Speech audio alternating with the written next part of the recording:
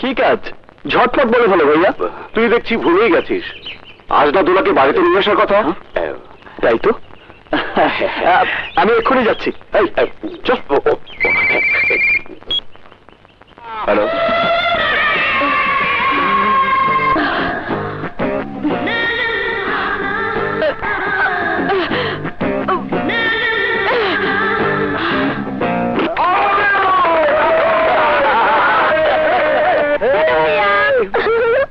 কেমন আছিস? ভালো ভাইয়া।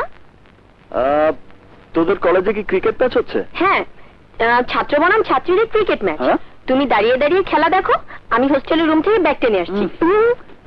এই তাড়াতাড়ি আসিস। ছেলেটা কে রে? দোলার ভাই দুরন্ত। শোন, ভাইয়াকে বলিস আমি একটু পরে আসছি। ওকে। ভাইয়া,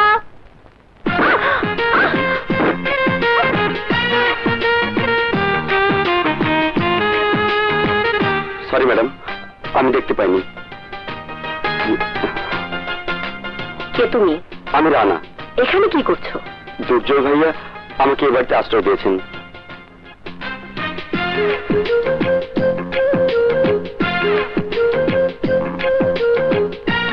কিরে দোলা, আমি তোর অপেক্ষায় আছি, আর তুই এসে ওইদিকে তাকিয়ে অমন করে কি দেখছিস?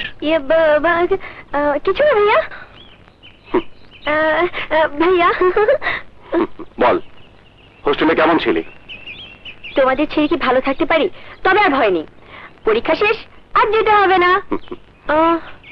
আমার বাপি বাবাকে দেখছি না যে? হয়তো আমার সোনামণি, ও শুনেছ, লক্ষ্মী মনি, কেমন আছো তুমি? ভালো ফুপি, তুমি থাকলে আমার ব্যাট বল আরো ভালো জমবে। ঠিক তাই হবে, চলো চলো।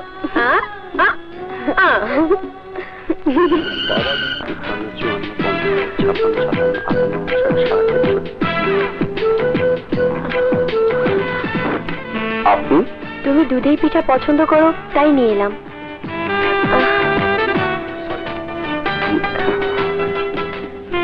এই নাও পিঠা।